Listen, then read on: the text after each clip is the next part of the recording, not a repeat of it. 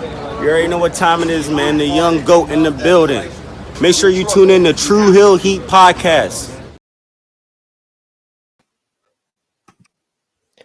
Hello. It is me, your True Hill Phenom, SP3. We are back once again with another list video. This time we are listing the top 10 best matches from Memorial Day weekend 2023.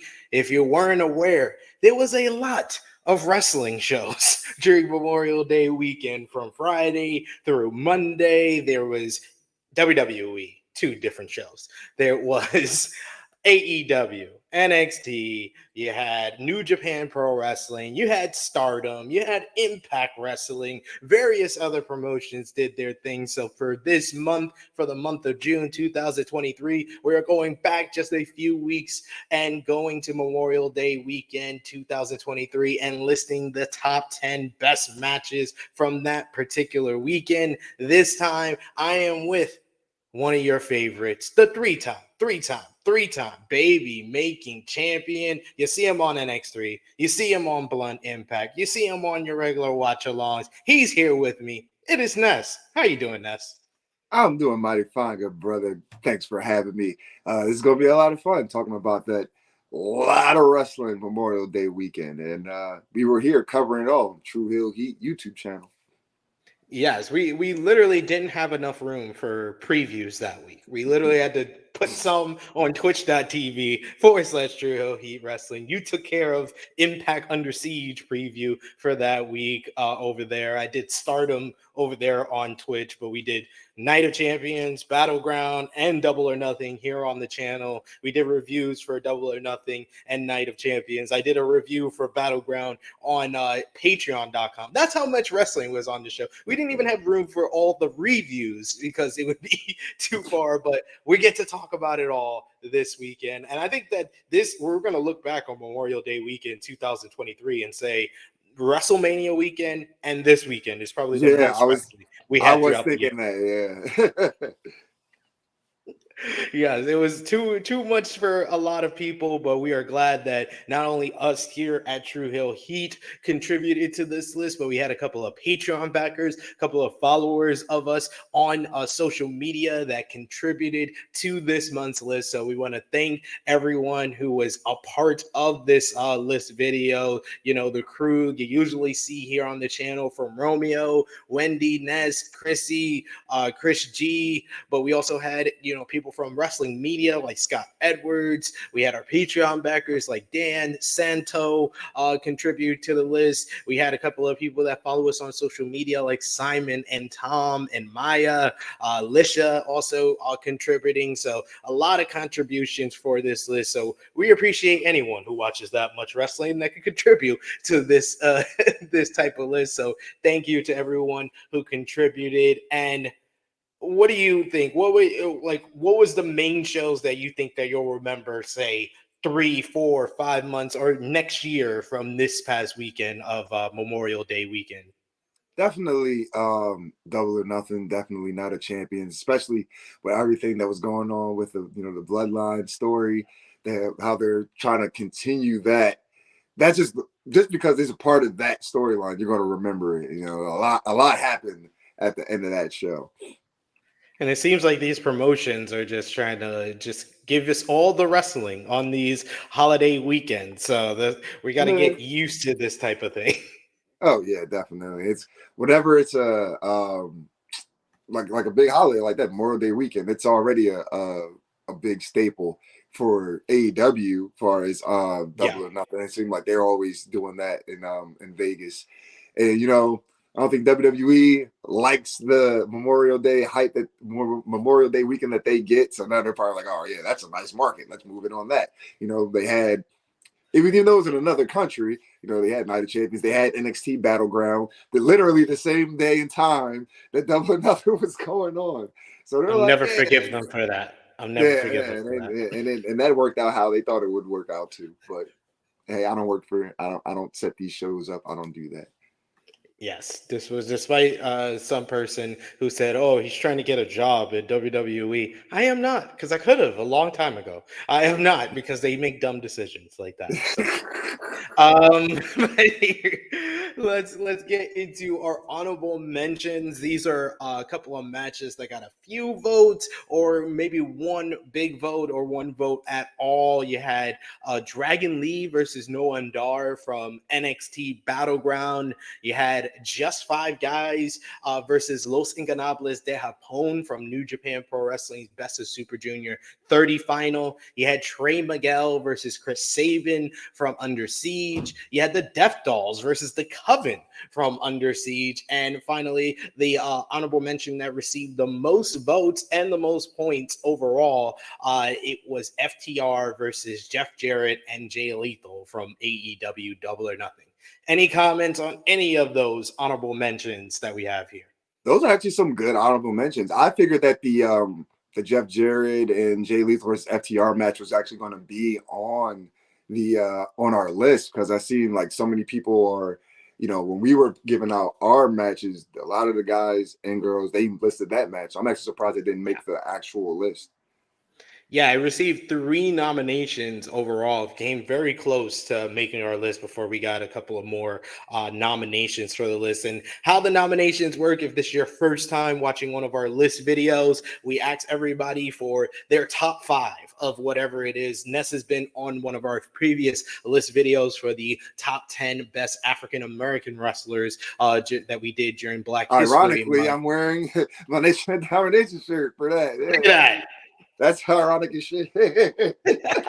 Full circle right there. But Yeah. yes, we ask everybody for their top 5, and we basically give out the points for number 1 gets 5 points, number 2 gets 4 points, number 3 gets 3 points, number 4 gets 2 points, and number 5 gets 1 point. And then I have to do all the calculations and put it all together for our list video here. So this is just our opinion of the top 10 best matches of Memorial Day weekend 2023 from our contributors, from a couple of our social media followers, and our Patreon backers. But this is not the list, so if you think a matchup should have been on our list, you can let us know if you're watching us on the premiere, in the live chat, or in the comments down below. We always appreciate your feedback, and remember to drop the thumbs up on the video and share it with your friends, because it always helps the YouTube algorithms. And of course, hit that subscribe button, because the weekend we're doing this, we're edging very close. We're about 20 subscribers away from 7,000 subscribers. We had such a huge year, and we would love to hit another milestone before we hit the halfway mark of 2023 here. So I appreciate all the support that we've been getting. But let's get into things here, Nez, with our number 10. Number 10 on our list came in with 4 nominations, 10 points overall from Impact Under Siege. It is Deonna Purrazzo versus Jordynne Grace for the Impact Knockouts World Championship. This was a rematch from their very great matchup that they had back at Rebellion in April. This time, it was Jordynne Grace being the challenger, as both women fought for the vacant title at Rebellion. Now Deonna Purrazzo, after winning that, was 3-0 versus Jordynne Grace, and Jordynne put up basically that she would never go for the title again as long as Deonna is the champion if she lost. It was a grueling bout, both women going back and forth, but in the end, with an avalanche Queen's Gambit, it was Deonna Purrazzo who got the win over Jordynne Grace. I thought this was a very good matchup. The emotion from Jordynne Grace, unlike what happened at Rebellion, where she shook the hand of Deonna Purrazzo following her loss there, she just walked away, tears in her eyes, very upset, and this potentially could become Jordynne Grace's final matchup in Impact Wrestling after the news that was released following Under Siege that Jordynne Grace's contract with Impact Wrestling is up. So I know you're an Impact Wrestling fan. You're with us every week on Blunt Impact. What was your thoughts on Jordynne Grace versus Deonna Purrazzo? Deonna Purrazzo going 4-0 versus Jordynne Grace. See, that's my thing. 4-0. I know that Romeo has a queen named Charlotte. That's nice and all. I have a queen as well. her name is Deonna Purrazzo. And then she just went out there and showed why she is the queen of Impact Wrestling. Both great talents. They have amazing chemistry. I like the fact that they set the precedent or add to the fact that Impact, their knockouts division, the women on the roster, can main event. They can have these matches that are marked as big money matches because they go out there and they prove it. And this wasn't, this is another example of that. But yes, 4-0. She has. We don't have to. We have nothing else to prove here. Nothing else to prove. But going forward, man, I don't know. I wonder what's going to happen with Jordynne Grace. Like I'd love her in Impact. I feel as though she definitely deserves a bigger stage. But again, these other bigger stages don't handle their women's division like Impact does. So whatever decision that she makes, that's totally up to her. But I hope whatever she does, I hope it works out for the best. But hopefully comes back to Impact. Just can't, not, challenge for the Knockouts title. Well, Knockouts World Women's title at the moment, until whenever it happens. I don't want it to happen no time soon. Sorry, Trinity Fatu. Hey, I don't know. Trinity looks like she's a good challenge there. Because I need my queen Deonna Purrazzo to continue to reign over the rest of the Knockouts division. And the benefit of hindsight with us doing the list when we're doing it is they did write off Jordynne Grace, right. And it was due to Giselle Shaw with those multiple knee strikes. So I think the fact that they wrote her off in that fashion is very kind of good for Impact Wrestling fans. Yeah, they didn't kill her. Potentially. Yeah, exactly. When Impact kills somebody, they're like, oh, they're never coming back. Let's just kill them. Eric Young. Let's just kill him. They didn't even send her to the undead realm like Taya Valkyrie. So yeah. They did a regular angle, so that's very rare for Impact Wrestling. Let's move on to number 9 here, Ness. This one is coming in with the same amount of points, 10 points overall, but it received 1 first place vote and 3 nominations overall. So less nominations, same amount of points, but 1 first place vote is the one that puts it above Deonna Purrazzo versus Jordynne Grace. We go back to AEW Double or Nothing, and we have the Blackjack Battle Royale for the AEW International Championship. And I would say, out of all the matches that we're gonna talk about in this list, this is the one that exceeded expectations the most because it featured so many different talent. You had the portions of the matchup that was all about the luchadors working together with Lucha Bros, Bandito, and Commander. You had Brian Cage going back to his Lucha Underground days and just bouncing around luchadors all over the place. You had the different rivalries with Keith Lee and Swerve and Dustin and Brian Cage and Jay White and Ricky Starks going at it. So you had all different features. It comes down to Big Bill, Pentagon, Big Bill, Pentagon, Swerve, and Orange Cassidy. And then that dwindles down to a final 2 of Orange Cassidy and Swerve Strickland, who had a great preview, a mini preview of the matchup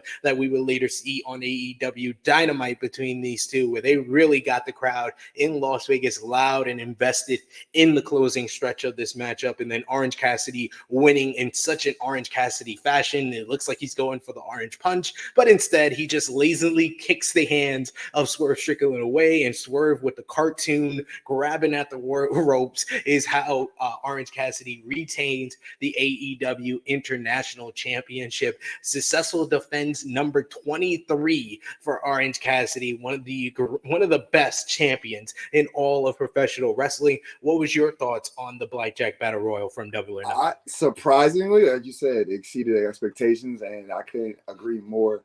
Didn't expect this match to be as good as it was because, again, Battle Royals usually clusterfucks, a little clunky. Yeah. And, they did a good job of having it be a great match.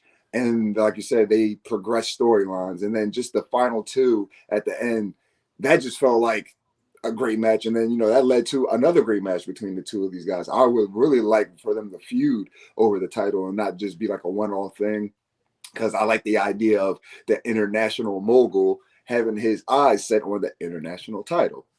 But who knows where if they swing around that again. But yeah, that was actually one of my favorite matches from Double or Nothing, just the whole show, and that really, in my opinion, set off for. It started off good. Then we had some moments during the middle of the show, and then towards the end it picked back up. But this is where it kicked off, and it was a lot. It was a lot of fun. I had a lot of fun watching this.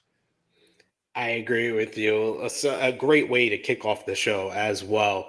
We got coming in at number 8. This one really surprised me and is more for our social media followers as well as our representative of wrestling media who gave us this one. But with 5 nominations, 13 points overall, we got Stardom's Flashing Champions, the main event, which was Mina Shirakawa, the Wonder of Stardom champion, going up against Tam Nakano, the World of Stardom champion, double title unification matchup here.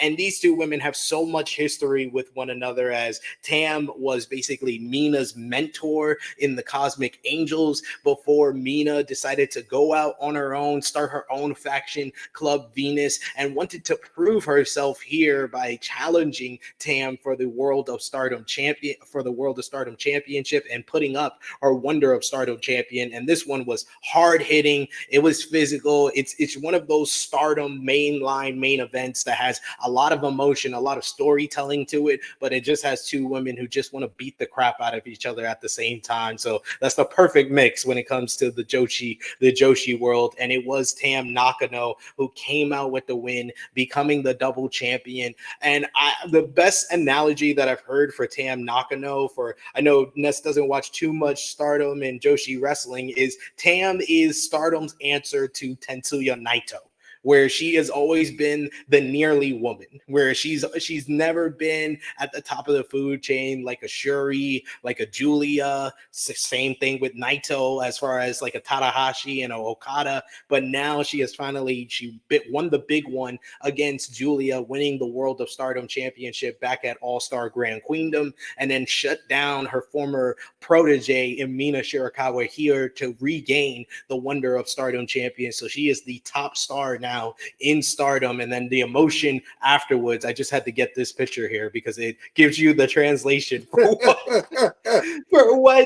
what Mina's holder said. Don't you dare fuck on me. You fuck with me. as Mina was pissed and angry after losing her championship to her former mentor, and our mentor proving to be better than her. So when you hear of like matches like this and like the intricate storytelling of Stardom, does it make you want to watch more? And what do you think about Tam being Stardom's answer to one of your favorites? I know, Tetsuya Naito. Yeah, just that comparison alone, I'm like, oh, I need to check her out then, because you know how I feel about Naito. It was always the bridesmaid, and he was never the bride, and then he finally hit that plateau. That's how I feel about Sonata now. Literally at the expense of Naito and the rest of the Lij, unfortunately. But yeah, Matt, the way you describe it, it definitely makes me want to go out of my way and try to like see this. I already know that the Joshi, the style, light years ahead of whatever we're getting in the States. I know we have the roster of talent, women's divisions and talents and rosters, but I know like the Joshi is just a step above it. But yeah, this sounds good. And just like any other Japanese wrestling, I know the stories are told inside the ring. I don't need you guys to be talking to each other for a half hour about shit I really don't care about, for every time that the show starts. So you can go out there. I can pick up on, whatever story is supposed to be being told as you're having the match. And like the emotions, the shit talk, just like you just showed me the subtitle right there. Don't you dare fuck with me after after the match has happened. Like you still got to talk that shit. But yeah, I am very interested in I want to see where this goes. I think I might have to start tuning into Stardom. Yeah, out of all the Joshi promotions, Stardom is my favorite, and I've said it before on this channel. I'll say it again. All Star Grand Queendom is right up there with any of your favorite. That any show you say is the show of the year, whether that's WrestleMania 39 Night 1, AEW Revolution, Wrestle Kingdom 17, All Star Grand Queendom stacks up to all of them. It might just be a little bit better because I had multiple 4-star or more matches, and Tam Nakano beating Julia is one of my 5-star matches for the year. So definitely, I would say All-Star Grand Queendom is a nice starting point for a lot of fans. If you don't watch Stardom, I would say watch that show, and then you can watch some of the bigger shows like I do, or you can watch some of the smaller shows. Wouldn't suggest getting Stardom World because they're very behind. They're like 3 weeks behind on shows, but just hit a brother up. I got the links for you. But yes. Well, how we do over here, yeah. You know. Let's move on to number 7 here. Ness coming in at number 7 with 16 points overall, including 1 first place vote, 4 nominations. So whoever nominated this was very high on this matchup. We got from WWE Night of Champions, the finals of the World Heavyweight Championship Tournament. Seth freaking Rollins versus the phenomenal one, AJ Styles. And these two, you knew when they put these guys in the finals of this tournament that they were going to deliver a great matchup. You have 2 great wrestlers delivering a great matchup.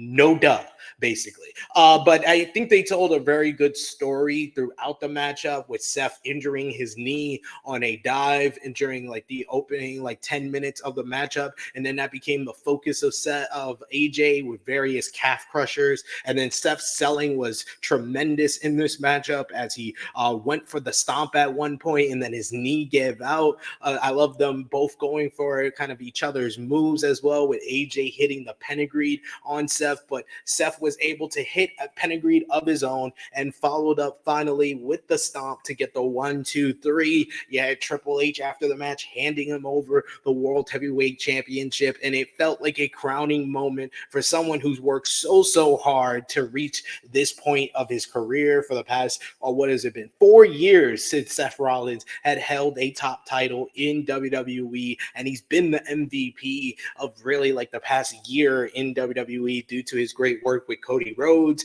his great feud with Matt Riddle, becoming this visionary character that is one of the most over acts in all of wrestling, and Seth winning the World Heavyweight Championship felt important. So I definitely think it's deserving of being on our list here. What was your thoughts of Seth Rollins versus AJ Styles from Night of Champions? I love this match. This was a great way to start the show off. Like you said, 2 great in-ring competitors. You knew we were going to get a great match out of this. And the funny thing is, there was a minimum story behind it going into it. You know, people are always like, oh, what's the story here? Well, I need to know the story when we have other promotions that just throw great wrestlers into a match. We have it right here. 3 great wrestlers going to the match. Story is they're going to be going after the World Heavyweight Championship. But on top of that, the actual match itself, like you said, Seth injuring his leg, AJ trying to find ways to overcome that, Seth fighting from under. Just a great match overall. And again, it was one of my favorite matches from the Night of Champions, PLE. And it just start to show off. Wow, the crowd was hot for it. Everybody was, they're going to keep singing Seth's entrance music, regardless of if he's just about to come out or if he's been out for 5 minutes, and the crowd's still going to keep going. Doesn't even matter. And AJ, world class talent, one of the GOATs in my opinion.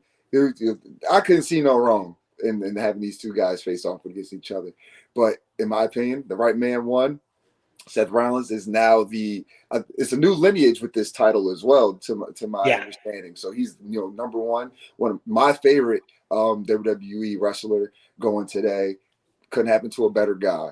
Much congratulations to Seth for the win, but to both guys for putting on a great match. Yeah, and for AJ Styles, I feel like it's the first great match he's had in quite some time. Yeah. Because the rivalry with Judgment Day, the original version with Edge, didn't really give us the amount of great matches that we thought we would get between him and Edge, him and Finn Balor, even at Survivor Series. Some people forget that match even happened because it wasn't the great level of match that they previously had together. So I felt like this was kind of his best match in quite some time. Oh yeah, definitely. Because even before that, he was like latched on to Omos the whole time. And it was like we didn't get anything great out of that. So yeah, definitely been one of AJ's best showings in recent. And then because he was injured prior to that, Yeah. So yeah, definitely a nice way to bounce back. Absolutely. Now we move on here to number 6 on our list, coming in with 20 points, 1 first place nominations, and 7 nominations overall. We got from NXT Battleground, one of my favorite WWE matches of the year so far, Ilya Dragunov versus Dijak, last man standing. And WWE, it's been a kind of a thing in 2023. What equals a great match in WWE is 2 guys beating the ever-loving hell out of each other and just not holding back, making it a brutal spectacle of 2 guys just beating the crap out of each other. And that's what we got here. And they didn't need blood and kind of grotesque spots where you're going into barbed wire and stuff, but they did have spots where Ilya was tied up in the ropes and taking a kendo stick. You had Ilya taking an up kick from a laying down Dijak that busted his chin open. You had Ilya breaking the table by spearing him. You had him doing a Van Terminator with the steel steps into Dijak's face. Finally, it was Ilya getting the win with his diving forearm where he slammed the back of Dijak's head, and then his front of his face went right into a steel chair on the mat, and Ilya Dragunov was the last man standing. I think by far this is the best NXT match of the year for me so far, but it's one of the best WWE matches of the year so far as well, which is high praise for WWE having a great in-ring year. But what did you think about Dragunov and Dijak? You're a big NXT fan. Were you expecting this before it happened? Going into it, yeah, because I feel like Dragunov is he's still going to be in NXT for a little bit, so they want to build him up. Maybe an NXT title run, who knows? But yeah, he's definitely far as star power wise on the upper echelon over Dijak. But still, Dijak, coming back, not being who was he? Who was he before? Retribution, or that was the name? No, that was the name. What was it? No, T-Bar. T-Bar, yeah. He ain't T-Bar no more. I'll just say that he's gotten back to his roots. I like this 2023 modern version of I guess he's supposed to be the big boss man. Modern day version of Big Boss Man, and then he does the gravel voice like he's Batman. Yeah, like the shades like it was supposed to be his mask. But yeah, definitely it was brutal, man. Brutal as shit. We don't get these type of matches in WWE, let alone NXT. We don't get them often. So to have these guys go out there, like you said, no blood, no anything to be extremely over the top, they made it work for them. And I think that they should allow these type of matches to happen a little bit more often. We don't have to have it like every week or every event, but every other event or every couple weeks, something like that, because these are 2 guys that can definitely do it. And ironically speaking, I don't know what it is that these people have against Ilya Dragunov in NXT. He's always getting his ass whipped backstage. And this is how his feud started. He added the Dijak. The same thing was going on with who was it before him? Just pretty much everybody that Ilya Dragunov is in a feud with. You want to smoke with Ilya? Just catch him slacking backstage. Yeah, they just catch him lacking backstage. Like I don't get it. That NXT, the PC or the parking lot, the most dangerous place in professional wrestling. It's very true, but like I said, this was a brutal matchup. Like just the marks on Ilya's body, because when he took those kendo stick shots, I think they hit his wrist with the upper part of the kendo stick after it was broken. So you saw like a hematoma kind of basically forming on his wrist after that matchup. Just a brutal spectacle. This one. Yeah, he's super pale, so you know you're gonna see it as soon as it happens. Ilya just knows how to get his ass kicked and come back harder. But yeah, if you talk about ass kicking, that brings us to number 5 here, and another one that you might be very familiar with here, coming in at number 5 with 21 points overall, including 2 first place votes, 7 nominations overall. We go to Impact Under Siege, Steve Macklin versus PCO, no disqualification for the Impact World Championship. Now, I expected this one to be a brawl. I did not expect this to be as memorable as it was, and a lot of that is down to Steve Macklin giving us one of the greatest blade jobs in the history of wrestling. I've heard people compare it to Stone Cold at WrestleMania 13, compare it to Eddie Guerrero's blade job after taking the steel chair shot from JBL, but he does a suicide dive in this matchup, and he gets hit with a metal tray, and he is just leaking throughout this whole matchup. Like, there was a puddle of blood outside of the ring, but this is not just the only brutal parts of this. He just bring it back even harder on PCO, at one point stapling this man's mouth together to the point that they did a close-up on PCO as he used pliers to pull the staples out of his lips, and you saw a staple hanging out of his lip. Like, this was outrageous. This was ridiculous, the amount of violence that was just in this matchup. You get cinder blocks being used with Steve Macklin breaking the cinder blocks with a sledgehammer over PCO's back. Then he hits several cinder blocks in the ring. He bounces PCO's body off of it and then hits the KIA for the victory on the cinder blocks to retain the Impact World Championship. And yes, that's the close-up look of Steve Macklin, all bloody, with the blood still pouring from his head. This is the type of matchup that, even though, when we're recording this, Steve Macklin might not be the Impact World Champion anymore, his reign will always be memorable for this match just alone. So what do you think you'll remember most from PCO versus Steve Macklin at Impact Under Siege 2023? Definitely those staples, man. Like, when I seen that shit, I'm like, yo. And the crazy thing about it is, the majority of the crazy shit that was going on in this match, I'm pretty sure PCO pitched 90% of it that happened. And if I'm Macklin, I'm like, fuck it. Hey, that's what you want to do. That's what you want to do. Now, I wouldn't take those spots. You're not stapling my mouth shut. But yeah, that, man. Even though I was just saying, like, before, for the Ilya Dragunov and the Dijak match, I'm like, it's good that they didn't go too over the top. These motherfuckers went above and beyond over the top. But there was a reasoning for that, and I get it. Watching Impact every week, Scott D'Amore was getting sick of Macklin's bullshit every week, coming out there trying to say, like, you're a fighting champion. You're taking the easy way out. There's no more easy routes. You got to go straight forward. You got to go straight at this brick wall at 100%, 100 miles an hour, and that brick wall was PCO. And he, once again, I don't know how this motherfucker is still doing this at this age. He does not seem like any of this bothers him. He's like, PCO is pretty much what Darby Allin would be, or is going to be, in like 30 years from now. That's probably where we're going for. That's going to be Darby Allin in 30 years, what PCO is right now. These motherfuckers, they just did so much in the match. And like you said, the Crimson Mask on Macklin definitely is going to be one of the most, far as his ring, the most iconic thing going on with it, because this match was a bloodbath. I know a lot of people aren't into like deathmatch wrestling or extremely, ultra violent stuff like that. If you do go out of your way to watch or want to watch a match like that, it would be this match.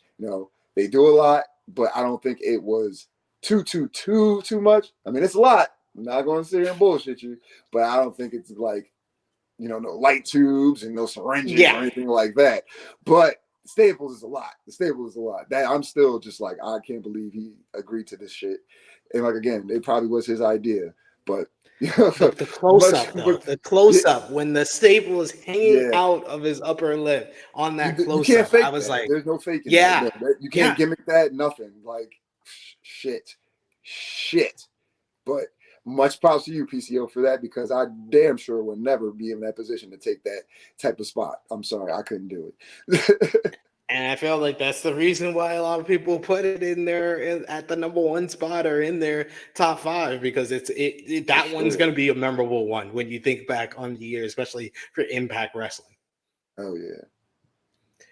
Coming in at number 4 here, Ness, we got these are kind of the heavy hitters here with these next couple of ones coming in with 23 points, with 1 first place vote and 9 nominations overall. We have from WWE Night of Champions, Roman Reigns and Solo Sikoa, the Bloodline, versus Sami Zayn and Kevin Owens for the undisputed WWE Tag Team Championships. You know, this was a whole big WWE big time main event with the reactions from the Saudi Arabia crowd, especially for Sami Zayn. Sami Zayn doing the introductions in Arabic. You had the kind of the storytelling and how Roman Reigns likes to kind of lay out his matches, where you get him on offense, then you get the babyface comebacks. You had 2 hot tags in this matchup for the baby faces of Kevin Owens and Sami Zayn, but sometimes for the Roman Reigns match,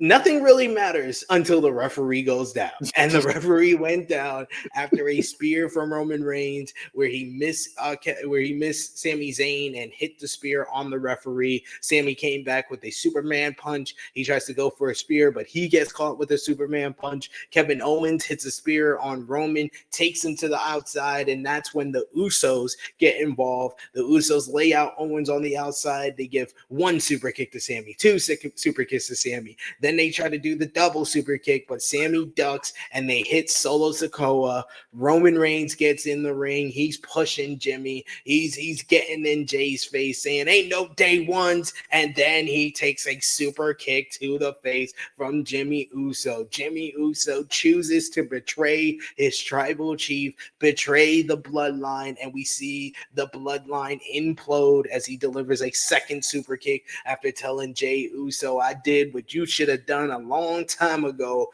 I got you." And he hits the final blow to Roman. He tells his brother, "Nah, we gotta go. We gotta go. We just did a hit. We gotta go."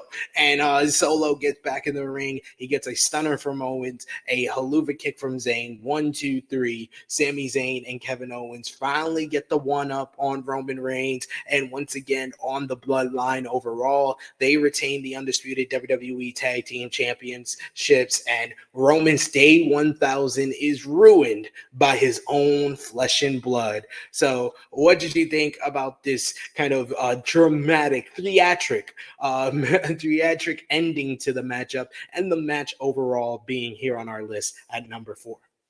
I'm actually surprised this isn't top 3. I thought it was going to be maybe top 2, definitely top 3. So I'm surprised at that.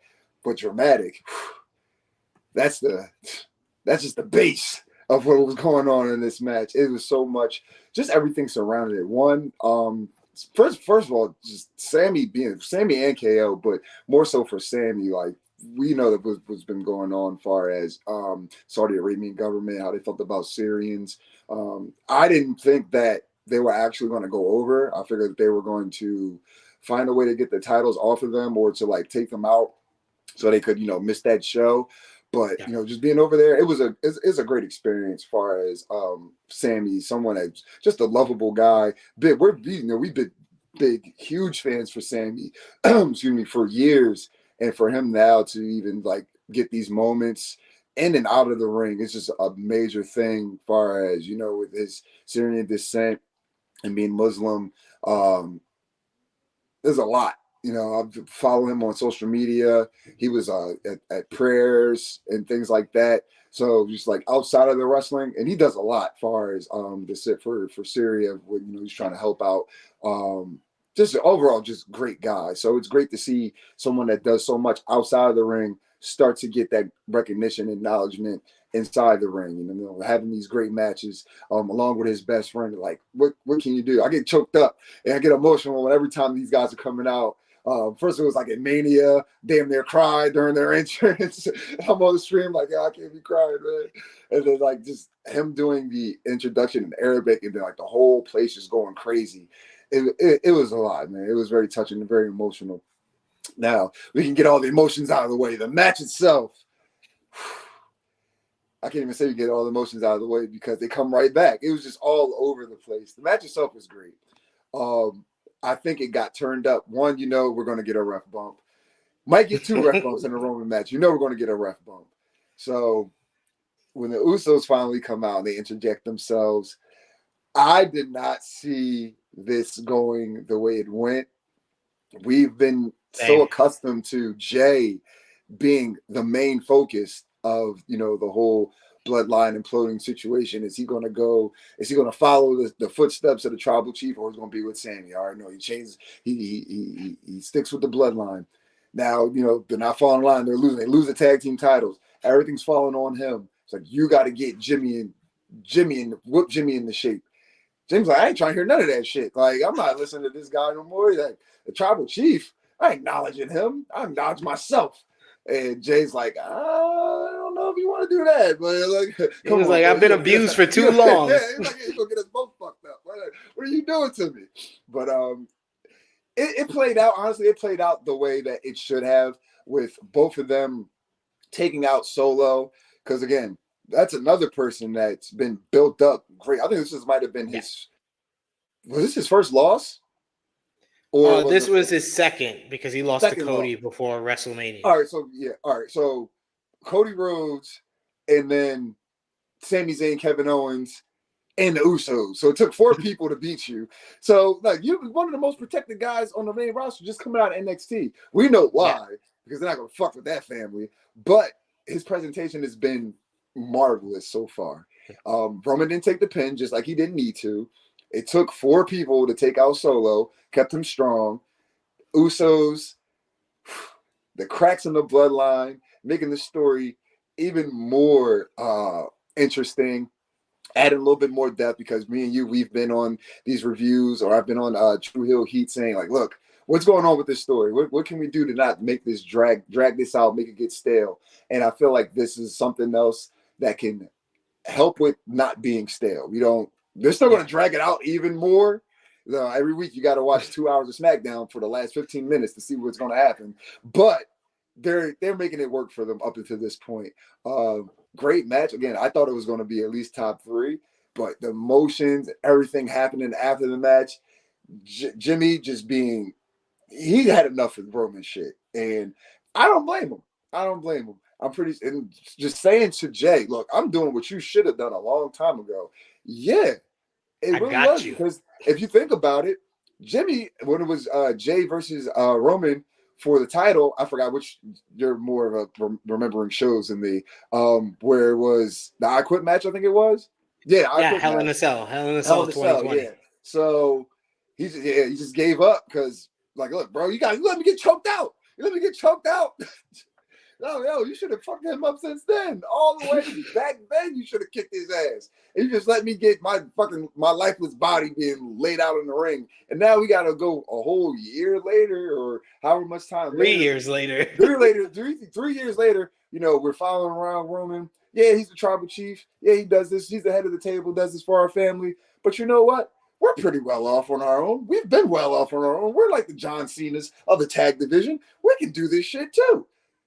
Jay's like, I don't know. Jimmy's like, no, I know for damn sure.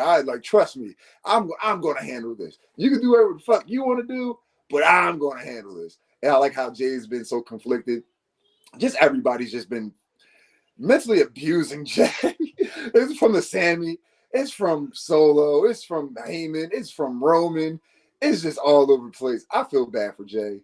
I kind of feel bad for Jay because he can make these decisions if he wants to, but it seems like he's just trying to appease everybody else but himself. But enough about that. We'll see where it goes. Again, great match, even better storytelling.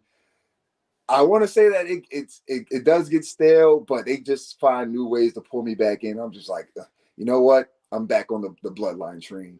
Bloodline in the mud, but I'm back on the bloodline train. Let's see where it goes. Hey, it was in the mud before this match. It was in the Yeah. mud because Roman wasn't around a lot and they didn't give us an interesting turn like this, and they gave it to us here. So it Yeah. felt like the bloodline storyline was back. But is it better? We shall see. We shall see. Uh, let's get into that top three you talking about here. Coming in at number 3, this one just when I tell you, Ness, just edged out or the Sami Zayn, Kevin Owens versus Roman and Solo. I said that one had 23 points. This one had 24 points, but it had 3 first place nominations out of its 6 nominations overall. We got from New Japan Pro Wrestling Best of Super Juniors 30 final. It's the final itself. Master Wato versus Teton. And no one, trust me, no one had this be in the final of the Best of Super Juniors, but also no one thought it would be this damn great and memorable. This one was just completely overachieved, where you had 2 guys in the ring at the same time having career performances. Teton just flying all over the place, being the technical wizard that he is. And, you know, after him getting 2 straight victories over the 2 top dogs of the junior heavyweight division, in Hiromu Takahashi first, and then El Desperado with his Immortal submission, the Muda lock, the crowd and the roar of the crowd when he was getting close to lock it on Master Wato here, it was just electric. And like the struggle for Master Wato to get to the ropes, and then the relief from the fans, how they cheered and they just rallied behind Master Wato because they realized this is our guy. This is a former young lion who's rose through the ranks, who got no reaction when he came back during the pandemic in July 2020, and has ran through the ranks, being the blue-haired wicked stepchild of the New Japan Dojo, to finally come to the final and have a career performance, getting the near fall with the German suplex, but then picking up Teton, hitting Resentamente Part 2, and getting the 1-2-3 for his biggest win of his career, winning the Best of the Super Juniors 30 tournament, moving on to get a shot at the IWGP Junior Heavyweight Championship. What a story for Master Wato over the last 3 years. And this felt like the culmination of it all for this guy, where he put it all together and had his 5-star matchup. This is a match that I rated 5 stars. Actually, I think I'm one of the first place votes for this matchup. And I also, you know, I thought I gave it 5 stars. Dave Meltzer of the Wrestling Observer newsletter also gave it 5 stars. What's your thoughts on Master Wato, someone that we have been on here on this channel, who had made fun of him on multiple occasions, but he finally put it together to win the Best of the Super Juniors 30 tournament? In my opinion, one of the best of Super Juniors tournament overall as well. And he beat the MVP on his way to here in Speedball Mike Bailey as well. Funny enough, that's who I had winning the whole thing in Speedball Mike Bailey. And ironically enough, again, the person who I had shit in the bed, the whole thing, literally the whole thing, was Master Wato. And he goes out and actually, he goes out and wins the whole thing. So I have mixed feelings about that. The match itself was great. You know, Teton, representative of LIJ, again, because we're always going to have somebody in a Best of Super Juniors finals, whether it's Hiromu Takahashi or someone else. Literally, I think LIJ was in the finals of the Best of Super Juniors in 2018 because Hiromu won it, 2019 because Shingo lost to Ospreay, 2020 because Hiromu won, 2021 Hiromu won, 2022 Hiromu won, and now you got here Teton in the final. So yeah, it's just 6 straight years. We're the gatekeepers here in New Japan. But honestly, I like it. I'm not like you said, I know I've personally given Master Wato a ton of shit over the last 3 years. Just like, who the fuck is this guy? On your way to be the Grand Master. Okay, buddy. Like, we'll see what happens when you get there. Yeah, like, but he's made the strides to get there. And especially with this match, I did not expect that. I didn't, just this run in the Best of Super Juniors of 2023, I didn't expect that out of him at all, to be completely honest. I like the fact that Gato's booking this stuff, but he's also showed up to show why, like, oh yeah, I'm being put in this position. Here's why. Again, I like the surprise.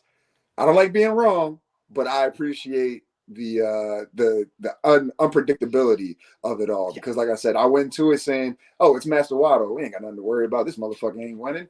Next thing you know, yeah, he wins the whole thing. So let's just see where the momentum rolls after this. You know, if they're going to keep him as a major part of the Super Junior or the junior heavyweight division, you know, maybe a IWGP Junior Heavyweight title run. Who knows where it can go? I just hope that they don't make all this for nothing. Again, I went into this saying that this motherfucker wasn't going to win, and he wins the whole thing. So, Gato, don't make me look stupid after the fact. I'm giving him his props. I'm giving you your props. And you know what? I hate the way you book LIJ. And here's another reason why. Another LIJ representative, and he loses. But I'm not going to be too salty. I'm appreciative again of the unpredictability. We don't want the same things over and over again. So again, Gato, I'm giving you all these props. Don't let this come back to bite me in the ass. Don't let me down again, Gato. Yeah, don't let me. You've done it so many times. You trust me. As a Naito fan, he's broken my heart plenty of times over the years. Gato, I'm giving you your props now. Make it happen. Us Naito fans know. We know. Yeah. Now we're here for the top two.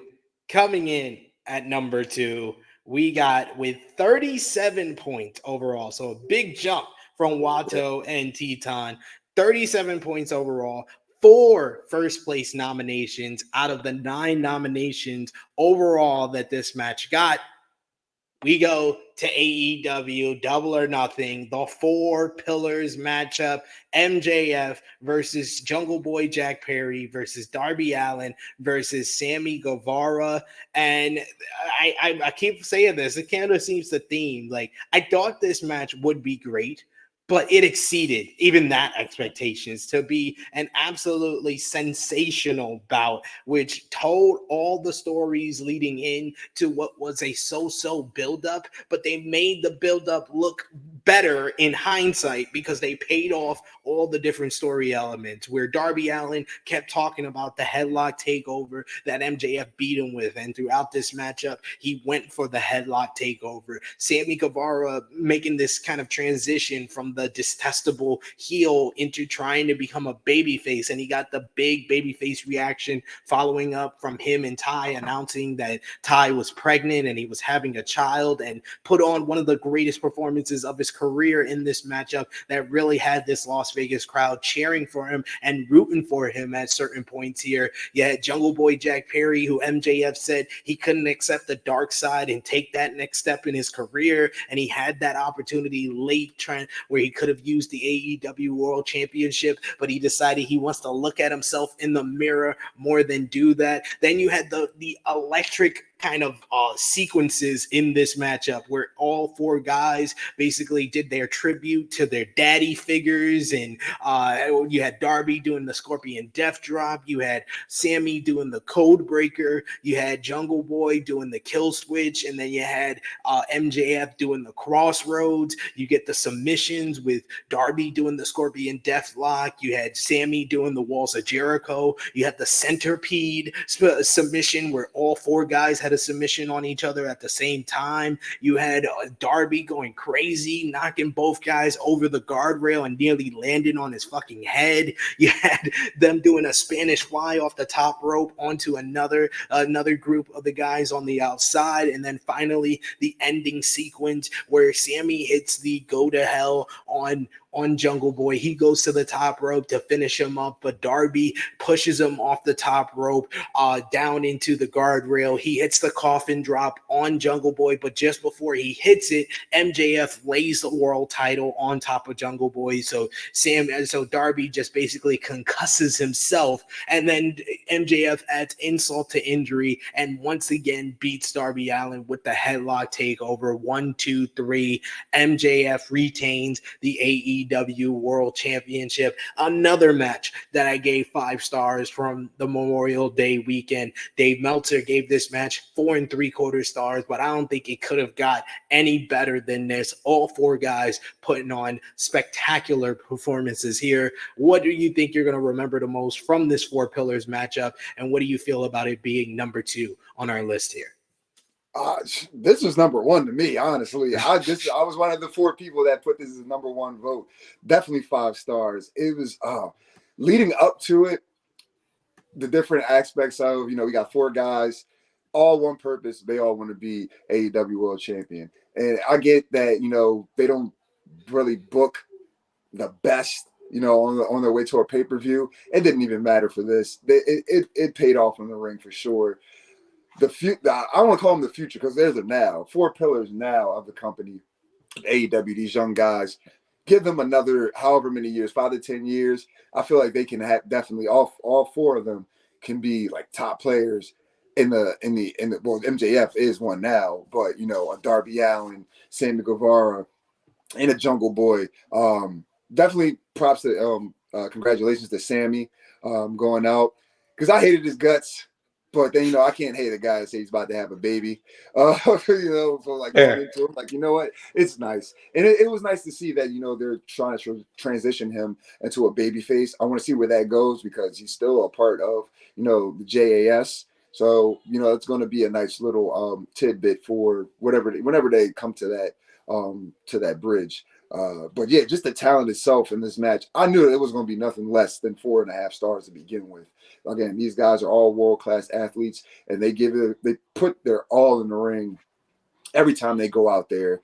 And it was nice to also see like the one part of the match where MJF's like, Sammy, you're about to have a baby. You just lay down, man. I'll give you money that you need. I'll give you anything you need. Just lay down. And Sammy's like, shit, man, diapers ain't cheap. So and I got me an expensive woman here, so I know she don't. It's like that hit me in the heartstrings. Yeah, and it's just like, oh damn, and is he really gonna do? It's like, you know what, I'm gonna do it. We knew he really wasn't going to do it, but it was nice to see him, just that aspect of it. And then just with Darby and Jungle Boy, like they couldn't trust each other. Jungle Boy, having that coming of age story. Do I need to turn to the dark side? No, I don't. I'm still going to be the baby face, everything. People booed this guy for not cheating. So I don't know, oh man, what do you wrestling fans want? You want these baby faces or do you want these jackasses like MJF? And you can't trust them. But overall, definitely, my favorite match of Memorial Day weekend, definitely 5 stars. Again, going forward, keep the ball rolling with these guys, Tony. Not everybody needs to have these moments and then, you put them by the wayside, you cool them off. Don't cool them off. Maybe Sammy because, he has a lot going on in the future. But I feel like at some point, maybe Darby, again, being beaten by MJF with the headlock takeover, that's a story in itself. We're going to get to that at some point. Shit, maybe he can be the guy that dethrones MJF and he beats him with the headlock takeover. I think that needs to be the story. That needs to be the story. Yeah, it's right in itself. So, like, why not just let that be the payoff? Darby's a fan favorite. I don't think too many people will be upset if that's, if it results to that. Also, going forward, man, MJF just that piece of shit heel that I feel like he was the glue of this match solely because everybody had to kick his ass. Everybody that's how they started the match. All of them were fighting to kick his ass. So he did exactly what he needed to do, and then him just coming out. There was no question in my mind he was going to win the match, and the piece of shit way that he did it just solidifies how much of an asshole he is. So overall, definitely deserve the praise for this match. If you guys haven't seen it, please go out of your way to see it. One of the best matches, if not the best match, in my personal opinion, for Memorial Day weekend. Definitely go out of your way to see it. So now we have come to that moment right now, Ness, to number one with 39 points overall. So just 2 points higher than the Four Pillars match. And a lot of that is down to it had 12 nominations. So 12 of our 13 nominations overall voted for this matchup here with 2 first place votes. And I think no one's going to be surprised by this one after all the other matches we mentioned. There's only one match notable from Memorial Day weekend that we haven't mentioned, and that's the main event of AEW Double or Nothing 2023. Anarchy in the Arena 2, the Elite, Kenny Omega, Hangman Adam Page, and the Young Bucks versus the Blackpool Combat Club, Jon Moxley, Bryan Danielson, Claudio Castagnoli, and Wheeler Yuta. And there was just so much creativity and innovation in this matchup here. You had the Elite kind of working together in this one with the stereo topes at one point after the Terminators collapse. You had the brawls just going on all throughout the arena. You had Wild Thing being played by Blackface Singer before the Young Bucks did it for the culture and super kicked his ass. You had the split screens where you had Claudio doing the swing in the corridor as Jon Moxley did the callback to the original Double or Nothing with a poker chip with barbed wire, kind of 2 callbacks in one from the Moxley and Omega rivalry as they're brawling. Of course, Moxley is bleeding. You had Hangman and Kenny working together in the end when they were outnumbered by the Blackpool Combat Club. You had Kenny playing to his tights, which was a Captain America theme with the shield as Claudio showed off his power by stopping the shield. You had exploding super kicks. You had power drivers in pickup trucks. You had thumbtacks going into people's freaking heels, and then you had a heel turn at the end as Kenny Omega was about to put away Wheeler Yuta. It was Don Callis who got into the ring to try to stab him with the screwdriver again, but he was caught by Omega before Konosuke Takeshita made his return, turned heel by blasting Kenny Omega with a knee strike, and then Wheeler Yuta once again stabbed Kenny Omega with a screwdriver in the head, seatbelt pin, 1, 2, 3, the biggest win of Wheeler Yuta's career, and quite the sequel to Anarchy in the Arena as the Blackpool Combat Club this year gets the victory as Don Callis aligns with Konosuke Takeshita. So much stuff going on in this matchup. I thought it was a worthy sequel to Anarchy in the Arena, and I actually rated it higher than I rated Anarchy in the Arena 1. I gave this match 5 stars. Dave Meltzer in the Rest of the Observer newsletter also gave it 5 stars. What do you think about Anarchy in the Arena 2? Was it a worthy sequel to Anarchy in the Arena 1? And which of those matches do you prefer, Anarchy in the Arena 1 or Anarchy in the Arena 2, Ness? So it definitely was a great sequel. The matches like that, you gotta go above and beyond in the next match. The first one set precedent. The second one just exceeded expectations again. I would probably more so recency bias, but I would pick 2. Definitely a 5-star match. It's just so much shit. Literally anarchy in the arena, just by the name. It was just so much. The fucking camera couldn't even catch everything. Yes. We're watching one match, or one part of the match, and they're on the ringside floor, and then the other guys are up on the ramp. The camera cuts, and all you hear is "oh," and then they cut back, and then whatever the spot already happened. Thank God for instant replay. It was just so much going on in this match, and I get the type of match it is, what you're expecting out of this match. So I get that they couldn't catch everything. They did a good job of doing so, or at least attempting to catch everything. But when you got guys back at the hot dog stand, somebody out in the parking lot, someone else in the crowd, you're not going to get everything at exactly the point. Claudio, I feel like he was one of the MVPs of the match because the shit that he was doing to Matt Jackson, pile driving him in the truck, the swing into the trash can. I'm watching him swing, and I'm like, he's not going to swing him in that trash can, is he? Oh, damn, man, he did. You knew it was coming. But it was just, man, that match was just extremely brutal. Nick Jackson getting his foot stopped down on the that's another spot I would never Yeah, do. Matt Jackson. Yeah, I would never do that. Matt Jackson, excuse me, Matt Jackson. That's another spot I'm not doing. I'm not putting my bare foot on thumbtacks. My back, my arm, something like that, or even when they like throw the thumbtacks in your mouth, like I'm sorry, I can't Remember, do they it. did that too to him. He took the Yeah, European with the yeah, thumbtacks in it's his just mouth. everything. Just like I can't do this shit. You guys, more power to you. I know they've been doing it for years, so they might be used to it, but nah, I can't do that shit. But yeah, it was. I had in my heart of hearts, I had the Elite winning, but that damn Don Callis, that sneaky conniving son of a bitch, and Tanosuke Takeshita, I forgot to say. I'm sorry, Tanosuke Takeshita. Takeshita. Yeah. This motherfucker. So there was a guy, I think I've said this on the review, the guy that was by the cameraman that was wearing all black. I'm thinking that he was that guy the whole time, but then like when he was in the ring, they showed that the guy was still there, just being a regular camera. I'm like, yo, he was out there literally the whole show dressed as this guy. That's dedication, first of all. Dedication. Like, yeah, you got a cameraman and you got a wrestler all in one. So like, hey, we can just cut that in half. There go a budget cut right there. But yeah, it's great because now we could potentially have more of a story going forward. Because if I'm not mistaken, they asked for the opinions of one Kota Ibushi, how he felt about the situation, and he's Team Kenny, he's Team Elite. So he's golden elite, if you will. Excuse me.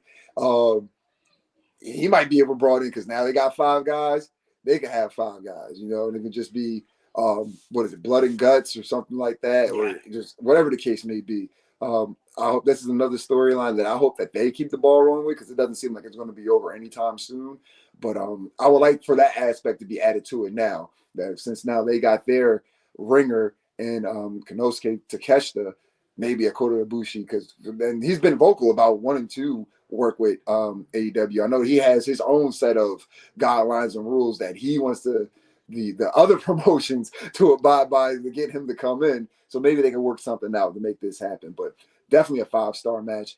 My second favorite match of the weekend, of Memorial Day weekend, if you haven't seen this one, go out of your way to do so. It definitely is Anarchy in the Arena.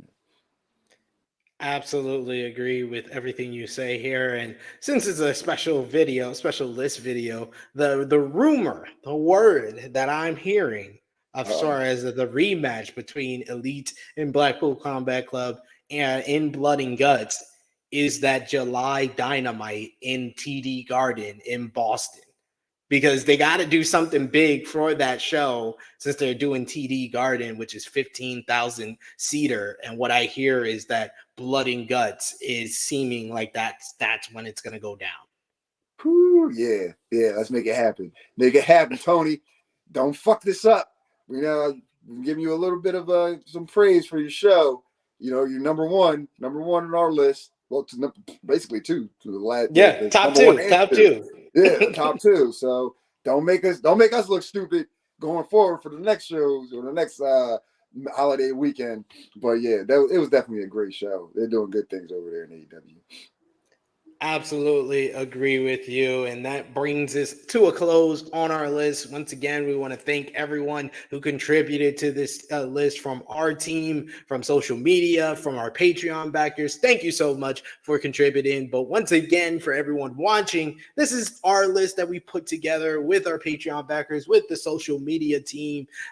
So you let us know what you think. Do you think that we got this list correct? Do you think that we missed out on a match that should have been on this list from a crazy busy Memorial Day weekend 2023? Let us know in the comments down below. It always helps out. Remember to drop the thumbs up on this video as well. And Ness, please let the people know where they can follow you on social media, sir, and when they'll see you back here on the channel. You guys can follow me on Twitter and Instagram, skinny__Kravitz, and right here on the True Hill Heat YouTube channel every Tuesday. NX3, myself, Romeo, and Chris G. We go live watching NXT over on Twitch on Thursdays, twitch.tv/True Hill Heat Gaming. Myself and Chris G for Blunt Impact, where we watch Impact Wrestling. Catch me on the watch-alongs, reviews such as this, our list, Subscribe to the True Hill Heat YouTube channel and head over to Twitch and be a subscriber there. Drop a like, heart videos, share with your wrestling family and friends. Become part of our family. And thank you guys. We were so close to 7K. Man, it's just like we were just trying to get 1,000 and then 2,000, 3,000, and now we're looking above and beyond that. So we couldn't have done it without you guys. Yes, we appreciate all the support. You can follow me on the Twitter machine at True Hill SP3. You can follow the gang, Facebook, Twitter, and Instagram at True Hill Heat. Patreon.com/True Hill Heat. $3 a month gets you in the door for more exclusive content. May even have a list up on there. I think we're going to put up our list of the top 10 best of Super Junior 30 matches up on Patreon. Maybe we'll put it here on the channel, but for sure, it's going to be available on Patreon coming up this week. So check us out for that. Just $3 a month. And the True Hill Heat Prediction Championship will get you that as well. So also check out all the great content we got here on the channel, like our flagship podcast, True Hill Heat 229, with myself, Miss Chrissy Love, special guest Kieran from Fightful Overbooked, as well as Wrestling, as well as Drew Nicholas from Love Wrestling CA. So check that out. We talked about This Week in Wrestling with Bryan Danielson challenging Kazuchika Okada for Forbidden Door. If Kenta is going up against CM Punk at Forbidden Door, Alex Shelley, new world champion, and we talked about that ugly ass new WWE Women's Championship. It is Hideous. Fucking hideous. But also stay tuned here for the True Hill Heat YouTube channel. First, you can go over to Romeo's For Romeo Anthony YouTube channel, as you'll get the start of our best of Money in the Bank watch party. And then over here later today, you'll have part 2 here on the True Hill Heat YouTube channel, best of Money in the Bank watch party, where you can spin the wheel, make a deal, and pick a matchup from the Money in the Bank history for sure. But I want to thank Ness as always. Thank all of you who contribute. Thank everyone for watching. Remember, drop the thumbs up on the video, share with your friends, subscribe if you are new. And it is me, your True Hill Phenom SP3. This has been our top 10 best matches of Memorial Day weekend 2023. We are signing off until next time.